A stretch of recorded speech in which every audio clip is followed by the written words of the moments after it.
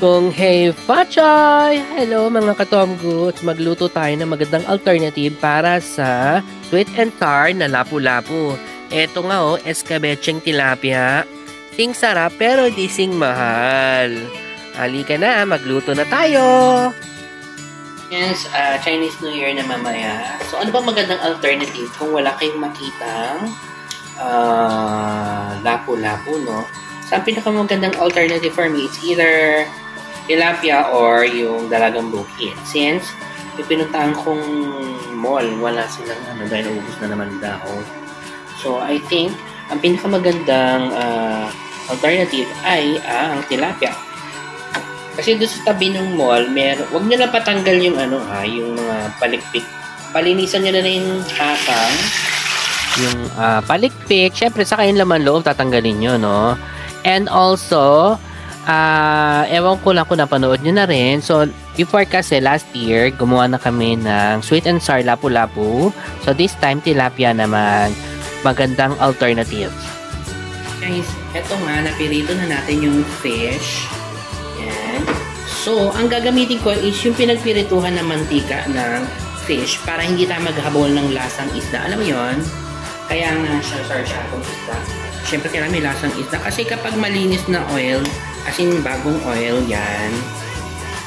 Parang hahanapin mo, asan yung lasang isda? Alam mo yan?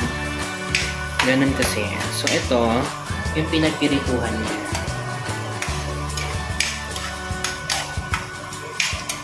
O, pag may luya, unahin ko yung luya para mas masarap. And then,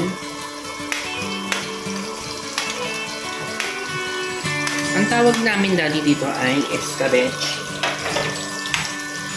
Escabeche is Spanish pala yun.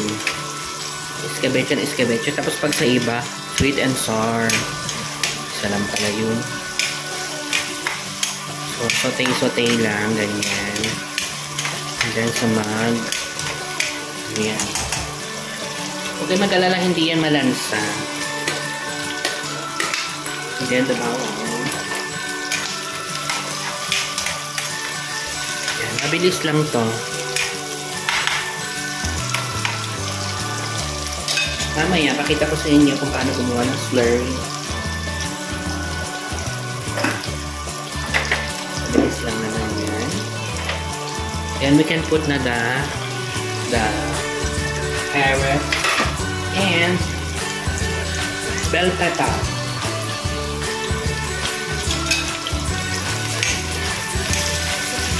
Yan. So, ayun, nakaluto na ako ng pancit. So, yan. Ang kakainin namin ngayong Chinese New Year.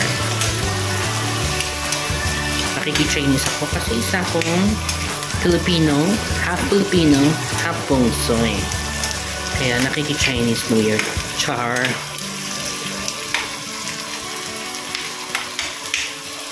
Yan.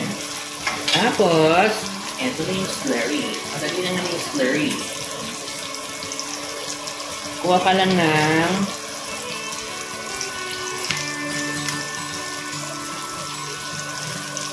isang kutsarang asin, 2 kutsarang suka, at kalahating basong tubig.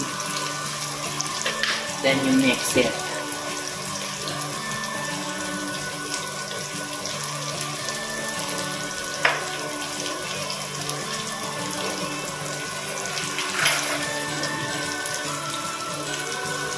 Ayan. So, ganyan lang. Ganyan naman yung slurry. May suka na to. Okay. Tingnan natin konti. And then, we're now going to put yung apple tidbit. Meron naman yung paliit lang. Sama natin yung juice.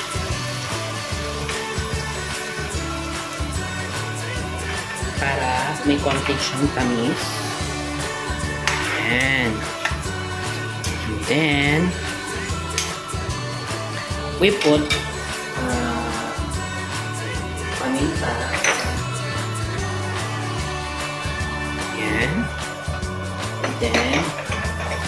i-cover lang natin siya. Huwag mo masyadong damihan ng tubig kasi cover muna natin. Hanapin ko pa yung lahong ano. So, sauce, lagyan natin siya. Konting tomato sauce lang. Kasi may asin na siya. And then we put asukal. Konting asukal kasi matatang talaga yung suka. Maglalaban talaga sila. So, 1, 2 tablespoon. Pwede na yun. And then, konting tatak. 1, 2, 3. Pwede na yun. And then, mix lang natin yan. Yan. See?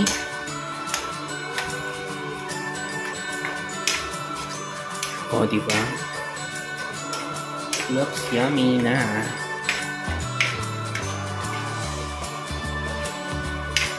So, magandang alternative to kung wala talagang tawag doon, lapu-lapu. So, try naman natin to. Halos wala namang difference. Put some patis. Ako, I like patis. More fishy siya. Mas masarap siya pang ganito. So, simmer lang natin siya ng sandali.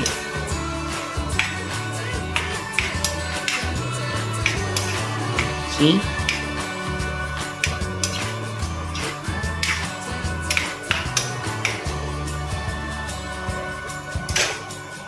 Tapos, pwede na natin siyang patong. Guys, i-plate na natin. Mandali lang, diba? So, yun. Itatap lang natin siya. Ooh! Oh my gosh. It looks so yummy talaga. Oh, diba? Lakas maka-Chinese New Year. Happy New Year. Ating mga friends na Chinese na mababait. Ganon lang. O di tapos, charan!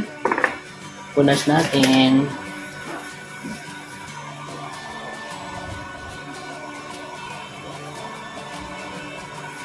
Okay. Charan! My sweet and sour or sarsyadong tilapia, aka sweet and sour tilapia for our Chinese New Year dinner. O, diba? Party ka pa ba? Laki niya, no? Dalawang kaming kakain niyan.